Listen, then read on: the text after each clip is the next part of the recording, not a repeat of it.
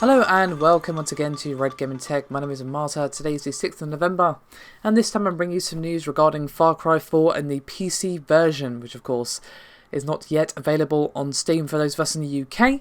So that's a bit of a sucky one, but if you want to know more about that, there is a link in the description below this video to my video that I did earlier regarding the topic. However, PC specifications for Far Cry 4, as I said, minimum and optimal.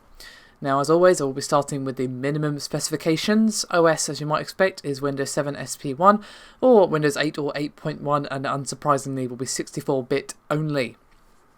CPU-wise, you'll need at least a Intel Core i5-750 at 2.6 GHz or an AMD Phenom 2 X4955 at 3.2 GHz. Memory-wise, you'll need 4GB of RAM, and video card is NVIDIA GeForce GTX 460 or AMD Radeon HD 5850 with 1GB of VRAM. DX is 11, and sound card would be DX9, but it will take up a rather large 30GB of your hard drive. Now, here are the specs I'm sure most of you are really interested in, that being, of course, the optimal.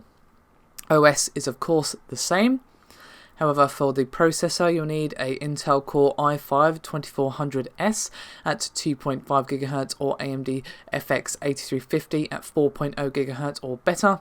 8GB of RAM. Video card wise, you'll need at least an NVIDIA GeForce GTX 680 or AMD Radeon R9 290X or better with 2GB of VRAM.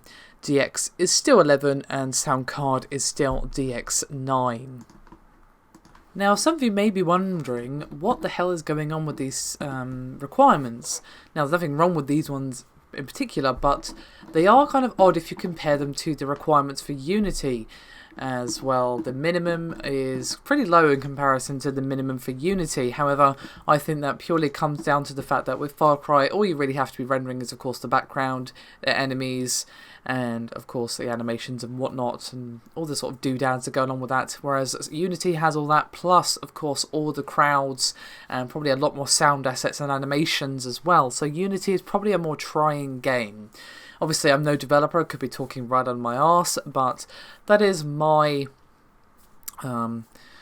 theory on it, shall we say. Still, not too bad in terms of specs. I'd say most of you should have no trouble, and even if you don't, wouldn't be too terribly expensive to upgrade if your CPU or GPU. If it's both, then well, obviously it's a different matter entirely. Right, that's me done for this video. I'll see you next time.